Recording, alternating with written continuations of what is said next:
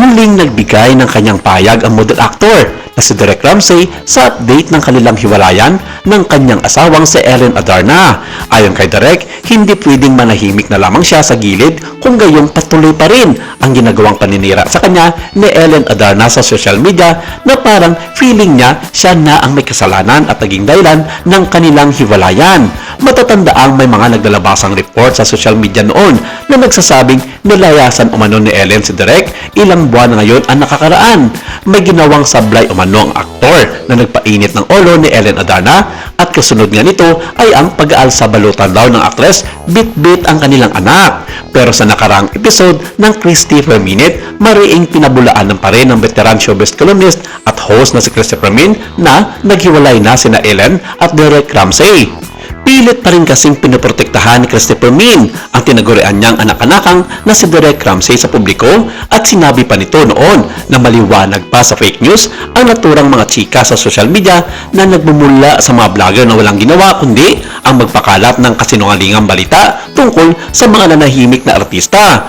Pero hindi na ito umobra noong huling linggo ng Nobyembre kung saan nagsalita si Ellen Adarna na nagbigay pahayag sa publiko na matagal na silang hiwalay ni Derek Ramsey at anumang oras sa ngayon ay lilisanin na niya ang bahay ng actor-model. Ito rin ang dahilan kung bakit binatikos noon si Christopher Min na ipinikit-balikat pa ang balitang hiwalay na ang kanyang anak-anakang si Derek sa asawa nitong si Ellen Adarna. At nito lamang linggo, nagbigay ng kanyang payag si Derek laban kay Ellen at ibinunyag nito ang dahilan ng kanyang paghiwalay sa asawa. Bukod raw sa hindi na niya masikmura ang katamaran at pagiging batugan ni Ellen Adarna sa kanyang pamamahay, isa rin daw sa kanyang pag-aalala ang pagiging war freak ng kanyang asawa. Sa makatuwid, sinabi nitong hindi niya minsan maintindihan ang mga gusto nito sa buhay at may mga oras na nagwawala raw ito ng walang kadahilanan.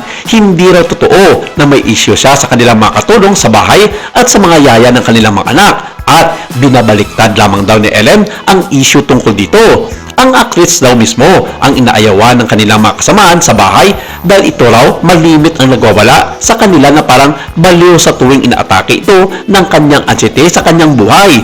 Walang araw daw sa kanilang pamamahay na hindi naglalasing ang kanyang asawa sa kabila ng kanyang tangkang pagpigil dito dahil nagiging dahilan nito ng away nila at komosyon sa mga kasamaan nila sa kanilang bahay.